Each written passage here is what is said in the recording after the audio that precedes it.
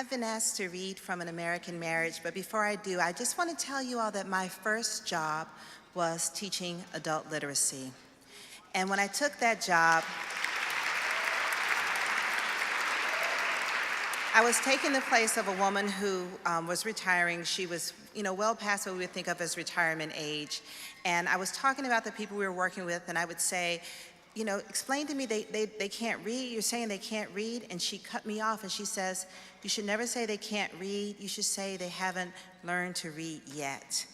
And I didn't really understand the distinction until I had worked with my classes for a while, and I realized just the amount of work, effort, brilliance, intelligence, ingenuity it takes to be an adult navigating this world without basic literacy. You have to be brilliant. I think that we're all compassionate people, and we know that people in this situation are deserving of our help, our assistance, but I feel that when you work with them, you see that they are also very much deserving of our admiration and ultimately respect.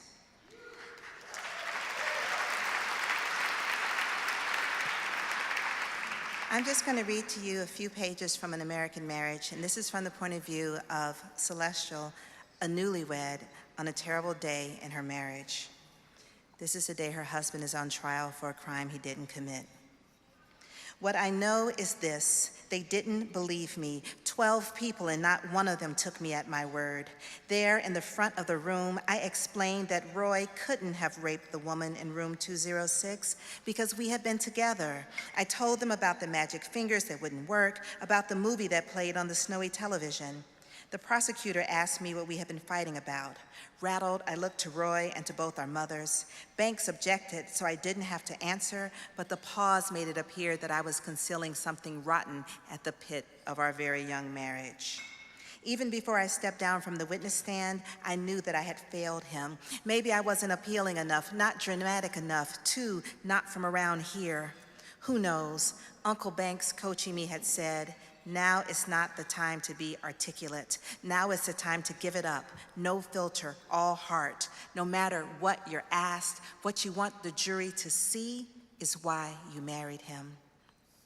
I tried, but I didn't know how to be anything other than well-spoken in front of strangers. I wish I could have brought a selection of my art, all images of Roy. I would say, this is who he is to me. Isn't he beautiful? Isn't he gentle?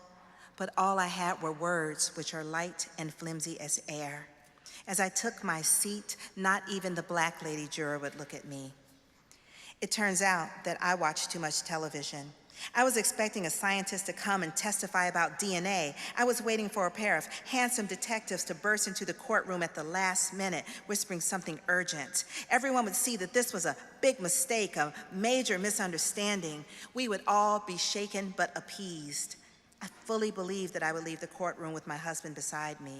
Secure in our home, we would tell people how no black man is really safe in America. But 12 years is what they gave him. We would be 43 years old when he was released. I couldn't even imagine myself at that age. Roy understood that 12 years was an eternity because he sobbed right there at the defendant's table. His knees gave way and he fell into his chair. The judge paused and demanded that Roy bear this news on his feet. He stood again and cried, not like a baby, but in a way that only a grown man can cry, from the bottom of his feet, up through his torso, and finally through his lips. When a man wails like that, you know it's all the tears he was never allowed to shed. As Roy howled, my fingers kept worrying a rough patch of skin beneath my chin, a souvenir of scar tissue. When they did what I remember as kicking in the door, what everyone else remembers as opening it with the key, after that door was open, however it was open, we were both pulled from the bed. They dragged Roy into the parking lot, and I followed, lunging for him, wearing nothing but a white slip. Someone pushed me to the ground, and my chin hit the pavement. My slip rode up, showing everything to everyone, and my tooth sank into the soft skin of my bottom lip. Roy was on the asphalt beside me, barely beyond my grasp, speaking words that didn't reach my ears. I don't know how long we lay there, parallel like burial plots. Husband, wife, what God has brought together, let no man tear asunder. Thank you.